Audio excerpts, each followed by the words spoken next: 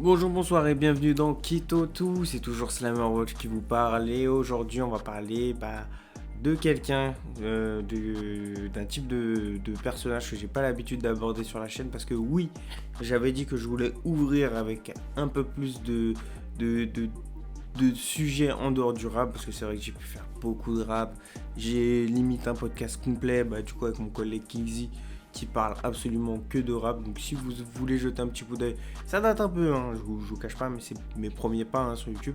Vous pouvez les retrouver sur la chaîne de la ZDF. Donc aujourd'hui, je voulais parler de quelqu'un, c'est vrai que je m'éloigne un petit peu du sujet. Je voulais parler de cet acteur, celui que franchement m'inspire. Malgré qu'en France il soit pris pour un énorme débile, moi c'est Jean-Claude Van Damme. Donc Jean-Claude Van Damme passe des messages à longueur de journée et tout le monde rigole en face de ses yeux. Et ça, je trouve ça dommage. Alors, je sais qu'il a une personnalité assez, comment dire, tendancieuse, mais le fond de sa personne et de son message est vraiment le meilleur qu'on puisse entendre genre, sur 2023 ou même sur les 10 dernières années. C'est en gros, buvez de l'eau, mangez bien et faites du sport. Et de préférence des sports de combat. Respectez-vous, aimez-vous. What mais, mais, mais maintenant c'est impossible. Maintenant c'est la culture de soyez en mauvaise santé, suivez n'importe quelle mode qui vient, qui passe. Et ce mec-là vient sur les plateaux, il dit non, je préfère de l'eau. Alors que les gens vont vendre, je sais pas, de la tequila, de la Heineken, de je sais pas quoi, mais non.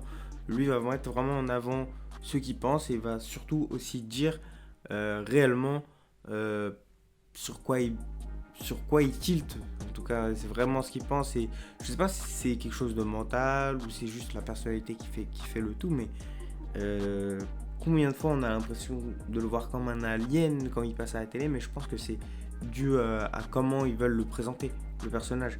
On le prend jamais réellement au sérieux, on n'écoute pas réellement ce qu'il dit.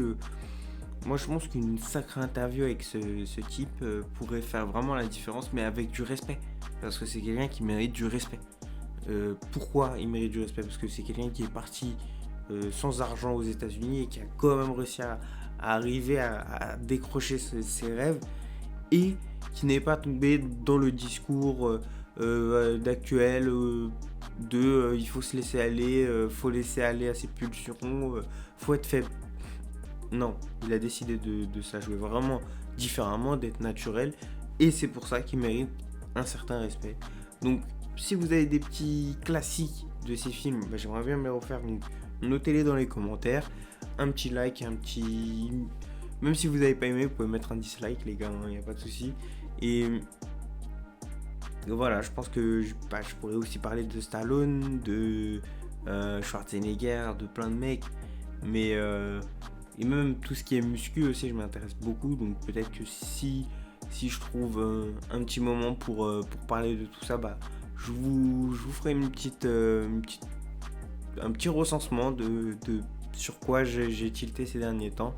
Et là, c'est un petit coup de gueule. Voilà, vous l'avez compris. Je suis pas du genre, en plus vraiment je parle souvent de musique ou de série ou de quelque chose, et là non, je prends un acteur, c'est quelqu'un de connu, c'est quelqu'un de respectable, et je pense qu'il a beaucoup à nous apprendre, et tout comme nos aînés ont beaucoup à nous apprendre, malgré que des fois, vous savez, le clash des générations, etc. Bon, quand on est jeune, on est con, hein. Donc, je vous l'apprends pas. Mais je crois que c'est la première fois que je dis un gros mot sur YouTube, donc m'en voulez pas, hein, je suis humain, comme dirait l'autre. Euh, Maintenant, c'est vrai que j'attends des nouvelles de ce type. Il y avait je crois qu'il y avait certains documentaires qui devaient sortir sur Amazon, etc.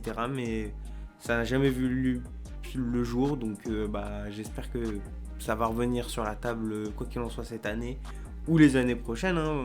Parce que ce type-là, je pense pas qu'il va mourir d'ici demain. Il est peut-être un peu âgé, mais il est très très bien conservé. Et du coup, j'essaierai de faire une sélection un peu de ses meilleurs moments et pourquoi pas les publier. Pourquoi pas les publier parce que c'est quelqu'un que je respecte énormément et que je pense que beaucoup de gens devraient respecter un peu plus. Et donc voilà, c'est la fin. N'hésitez pas à lâcher un commentaire, un like et à la prochaine les gars.